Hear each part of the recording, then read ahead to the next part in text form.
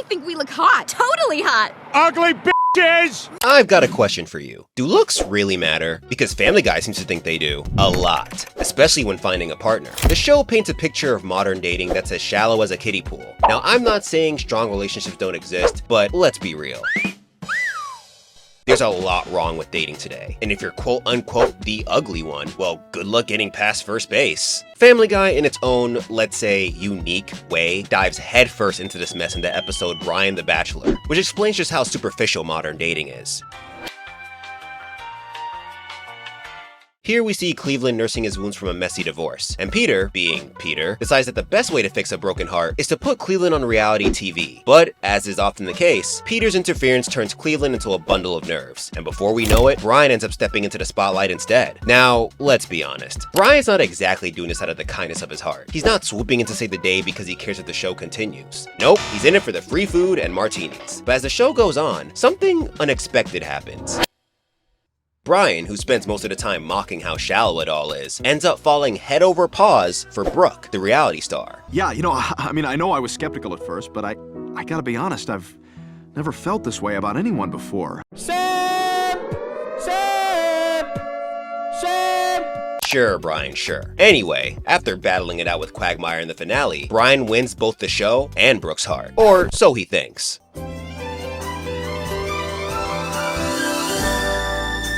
All right, that's a wrap. Oh, hell no, man. What the? I mean, can you imagine being Brian? Here you are, in the moment, and then some greasy dude just screams, "All right, that's a wrap," and then she hits you with the whole, "It was nice working with you."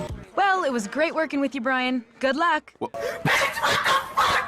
That has to be the most formal handshake I've ever seen. I mean, if her cleaning her lips wasn't bad enough, imagine getting hit with the classic, "It's just TV." Oh, stop it. It's just TV. But of course, our smooth player Brian isn't gonna let that hold him down, and so he does what any self-respecting man, or dog, would do. He leaves her voicemails, and when she doesn't call back, it's probably because her answering machine is broken, so he buys her a new one. Hey there, me again. Your voicemail was full, so I got you this answering machine. Which didn't exactly help his cause, so he just makes a serenade. Brooke, I'm so in love with you. Bruh. At first, the episode seems like your typical roast of reality TV, but really, it's pretty much roasting the way we treat dating like a shopping spree. Brian, despite his usual wisdom, gets completely fixated on Brooke's looks, and we all know how such things turn out. Sure, who doesn't like waking up to a pretty face or scrolling through your gallery without cringing? But when you ignore the important stuff, like who the person actually is, you might just find yourself played like Brian. In today's dating world, it's way too easy to get caught up in beauty and appearances. Maybe you swiped right on someone just because they had the perfect smile or abs that could double as a washboard, only to realize later that they had the personality of a cardboard box. A wet cardboard box, might I add. I remember this one time when I matched with someone beautiful on Tinder, and I thought I'd hit the jackpot. The day started fine, dinner, drinks, but as we got into a conversation, I quickly realized that we had nothing in common. Not even the same wake-up time. Safe to say, that night ended with me deleting the app for the 50th time. And before you people start calling me names, this isn't a me thing. You have data plans lasting longer than dating apps on people's phones. Reddit threads looking like support groups. Heck, even Twitter or X, whatever you want to call it, is filled with a lot of these complaints. Yet with all the problems modern dating has, there's one enigma that's hit society harder than ever. While Brian's busy picking up the pieces of his shattered reality TV romance, Stewie is out here facing something far scarier, the future. Yup, Stewie Griffin the Untold Story takes us on a roller coaster ride as baby Stewie meets his future self. And let's just say, it's not the future he dreamed of. The episode kicks off with Stewie spotting a guy in San Francisco who looks suspiciously like an older version of himself. Intrigued, and mildly horrified, Stewie does what any of us would do. He investigates. It turns out that this man is him, 30 years in the future. But instead of being a powerful ruler of the world or living in some luxurious mansion, future Stewie, let's call him Stu, is, well, see for yourself. Well, it's all. You get it? I mean, that laugh alone pretty much screams loser. But to baby Stu's surprise, he learns that his future self has never slept with any woman. I am purely virgin. I've never slept with any woman. I've never had sex. Now, I don't know about you, but the idea of becoming a middle-aged virgin who reads boring magazines and works in a retail store is enough to make me break out in cold sweats. So Stewie, like any of us, does what any self-respecting baby genius would do. He tries to fix it. Let's have sex! What? Definitely. I'll be right back. What the hell is wrong with you? I can't do this. I can't go through with this. Now pause. Surely there's nobody on the planet that's going to fumble that sort of layup. It's never happened to me before. Which part? The 8 seconds of sex or the 40 minutes of crying? I guess both. What? Well, I guess I was wrong. And I think it's at this point that Stewie slowly realizes that no matter how hard he tries, his future is always going to be in cheap dinners and nights spent watching snail documentaries. God, please, no! No! No! No! Stewie's fear of aging isn't just about wrinkles or thinning hair. It's about something deeper, something we all face at some point. The fear of losing relevance, charm, and the spark that makes us feel alive. But why does aging scare him and us so much? What is it about getting older that feels like a slow, inevitable slide into boredom? Well, let's break it down. There are 3 main reasons why the idea of aging triggers so much anxiety, and each one hits a different part of what we value in life. First, there's the fear of losing physical attractiveness. This is the most obvious one, and it's the one that Stewie fixates on when he meets his older self. Society bombards us with the message that youth equals beauty. From Hollywood's ageless stars to the latest anti-aging creams, we're constantly reminded that getting older means losing our looks, and with it, a piece of our identity. Whether we like it or not, we've been trained to see physical beauty as a kind of currency. When that currency starts to lose its value, it's hard not to panic. You start to worry, if I'm not attractive anymore, will people still care about me? Then comes the fear of losing vitality. When we're young, we feel invincible. We bounce back from hangovers, we can pull all-nighters, and we have the energy to chase our dreams. But as we age, our body starts to slow down. With future Stu, he's boring, stuck in a routine, and lacking the energy that made young Stewie so dynamic. This fear goes beyond looks. It's about losing the drive and excitement that made life feel like an adventure. You start to think, if I don't have the same energy, will I still enjoy life the way I used to? Finally, there's a fear of losing purpose. When you're young, the future feels wide open. You have goals, dreams, and the time to achieve them. But as the years pass, the sense of endless possibility starts to shrink. You wonder, have I done enough? Have I made the impact I wanted to? Aging can make you feel like you're running out of time to live up to the expectations you had for yourself. Now, I'm sure Stewie expected his future self to be something like this. Oh, Stewie, my hero. Not now, babe. The war. But it's not just a lack of abs and hair that gets him. It's the fact that his future self is boring, like painfully dull. And that's what really freaks Stewie out. Stewie's horror at his future self isn't just about Stu's look or lack of energy. It's about the fact that he didn't turn out to be the world-conquering genius he imagined. The future he envisioned slipped away, and now he's stuck in mediocrity. At the end of the day, Stewie's crisis taps into something we've all wondered at least once. Is getting older the end of the exciting part of life? Do we lose our beauty, our energy, and our drive as we age? Maybe, but the real question is, what can we do about it? I mean, seriously, what can you do? This is the part where people are probably hammering away in the comments, rallying all the gym rats and beauty influencers. But let's face it, guys, aging is simply inevitable. For me, personally, I'm kinda torn. I mean, sure, I could jump on the anti-aging bandwagon and stockpile beauty products like I'm prepping for the apocalypse. But at the same time, I feel like the best approach might just be to shrug, laugh it off, and say, well, I had a good run. So yeah, you either accept that time will have its way with you, or you can go out and buy every beauty serum on the market and hope for the best. Your call. So far, we've made a pretty solid case for being, well, ugly. I mean, if you're not breaking any beauty records, chances are you're not going to find yourself wrapped up in reality TV drama. And you're also probably not going to be fretting about your looks, or lack of it, fading with time. But let's not pretend beauty doesn't have its perks. Sometimes it's like carrying around a VIP pass. Doors swing open, you get the best seats in the house, and that symmetrical face can send you straight to the top of the social ladder. One quick scroll through Instagram and it's obvious. A sharp jawline and some rock-hard abs can launch careers. However, sometimes, those wide open doors lead straight into rooms full of gossip, judgment, and yup, a whole lot of shame. In Family Guy's episode, And I'm Joyce Kinney, we get a first-class ticket to witness just how Lois Griffin's youthful beauty was both her golden ticket and her biggest curse. It all starts innocently enough. Lois is just admiring the new local news anchor, Joyce Kinney, like anyone might. They hit it off, and before you know it, they're swapping stories over cocktails like they're auditioning for a suburban Sex and the City reboot. But then, after maybe one too many Cosmos, Lois casually drops this bombshell. Well, when I was in college, I was in an adult film. Now, it's pretty obvious that this was a silly mistake, because if there's one thing we all know reporters for, is, well, breaking the news. And when said reporter just happens to be the fat girl you bullied in high school, you tend to make it to the evening special. Lois Griffin has revealed to this reporter that she appeared in a pornographic movie back in the early 1980s. The entire episode plays out like a ridiculous sitcom. Lois eventually has to screen her own porno for the local church to win back the town's approval. And no, I'm not making this up. But let's step back for a second and ask ourselves, why did Lois even end up in an adult film in the first place? Was she broke? Maybe chasing a misguided dream of Hollywood stardom? It's hard to say, but one thing's for sure. Her looks definitely had something to do with it. Yeah, but you own it. You can just watch that now. And besides, I got another way you can make money.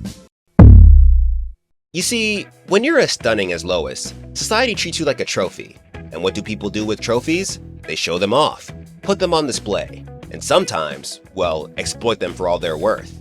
We've all had that one classmate who was drop dead gorgeous, right? But let's be real. How often did you look at them and think, wow, what a sharp mind? Yeah, probably not. Most of the time, their beauty overshadowed everything else. And while we might have been envious of the attention they got, there's a flip side. When your looks are constantly praised, it's easy to start believing that that's all you've got to offer. It's like being handed a shiny tool and forgetting you've got a whole toolbox. Suddenly, beauty becomes your go-to move, your survival skill, and in some cases, the one thing that lands you in deep waters. But on the flip side, when you're the ugly one in the room, let's say a 5'7" lizard man looking at you, Zuckerberg, you're forced to develop other skills. Maybe no one's rushing to compliment your jawline, but people start noticing something else. Your brain, your drive, your creativity. Suddenly, being the ugly one becomes your secret weapon, because instead of relying on fleeting looks, you build skills that don't fade. You might just end up creating $1 trillion company, learning 6 languages, or becoming a jujitsu master. So maybe, just maybe, being the ugly one could be a superpower in disguise. So there is one thing we haven't talked about yet.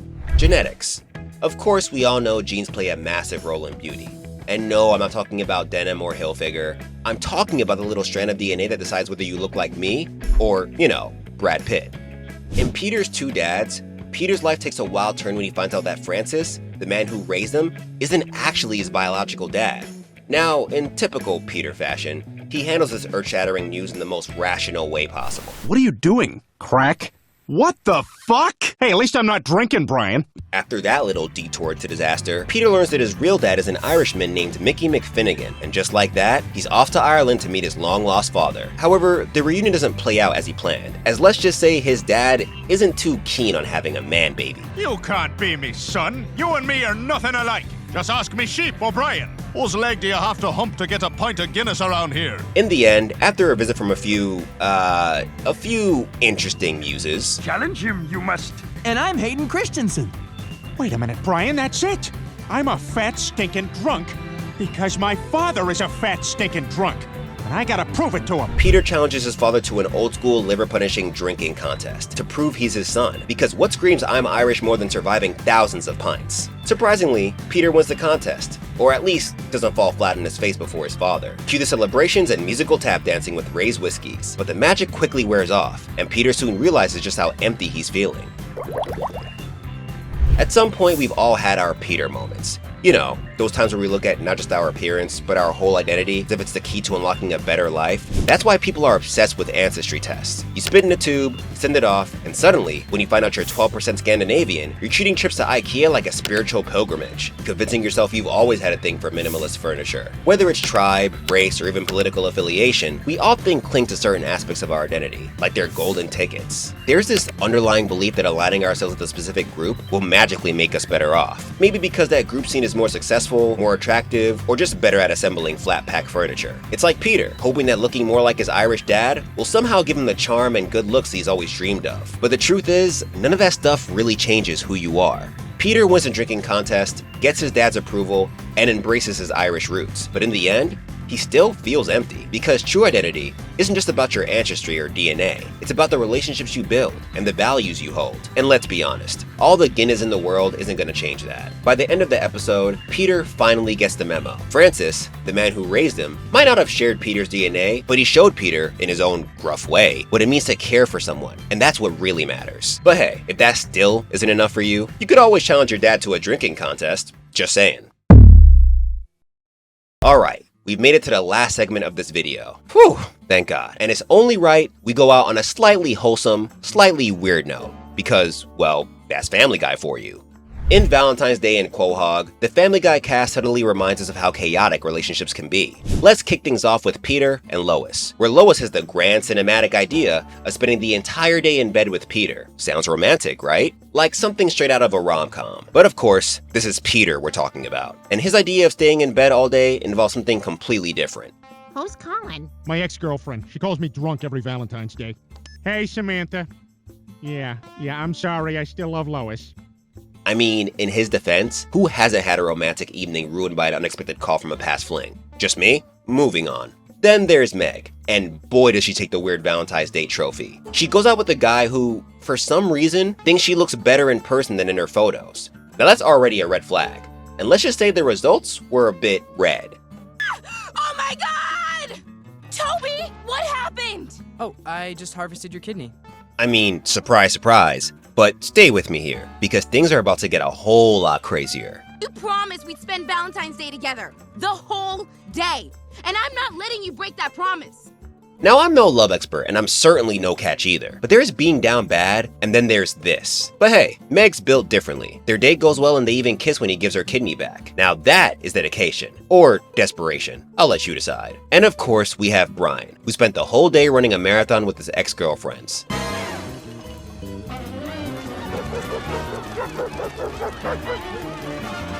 Now, despite all the craziness, there's actually a deeper message here. Yes, even in Quagmire's weird gender-bending saga, Valentine's Day in Quahog suddenly reminds us of just how little looks actually matter. Lois being prettier than Peter didn't give her an edge in their relationship. Meg, who fell for a pretty face, ended up with a missing kidney. Although it still kinda worked out for her, I guess. And then there's Brian and Quagmire, whose playboy ways came back to bite them. At the end of the day, the characters, in their own chaotic way, learned that physical beauty isn't everything. But if you got a relationship built on trust, laughter, and maybe a little chaos, that's what's going to stand the test of time. Alright, so after all that, let's circle back to the question we started with. Do looks really matter? And if so, what's life actually like for the so-called ugly one? Is it really as tragic as society makes it out to be? Well, here's the thing. Looks do matter. I mean, we've all seen how doors magically open for people with a symmetrical face and a killer smile. Whether it's reality TV, swiping right on dating apps, or even getting seated at a restaurant faster, don't lie, you've noticed it too. Being attractive comes with perks. However, while looks might get you in the door, they don't guarantee you a seat at the table. Or better still, a meaningful table. At the same time, the obsession with appearances, insta-worthy relationships, and anti-aging aren't exactly new problems. In fact, they've been around longer than Instagram, reality TV, or even the Kardashians. Seriously, we're talking about a human condition as old as dirt. Still, obsessing over looks can be dangerous. Worrying about every little wrinkle, every strand of gray hair, or every extra pound, that's the kind of thing that eats away at your self-worth. Because no matter how hard you try, time always wins. The hair thins, the wrinkles come, and eventually, you're gonna find yourself looking in the mirror, wondering if it's all worth it to keep playing this never-ending game of Photoshop and facial creams. On the other hand, being the ugly one isn't the end of the world. In fact, it comes with its own set of perks. Think about it. While the pretty people are busy trying to keep up with their perfectly filtered lives, stressing over wrinkles, or panic buying anti-aging serums, you get to focus on the stuff that actually matters. You're free to develop things like, oh, I don't know, a personality, talents, real connections that go way beyond skin deep. Life as the ugly one might not come with many perks, but most of those fade anyway with time. What really matters are the relationships you've built, the impact you've made, and who's still there when the Botox wears off. Because at the end of the day, being loved for who you are will always beat being liked for how you look.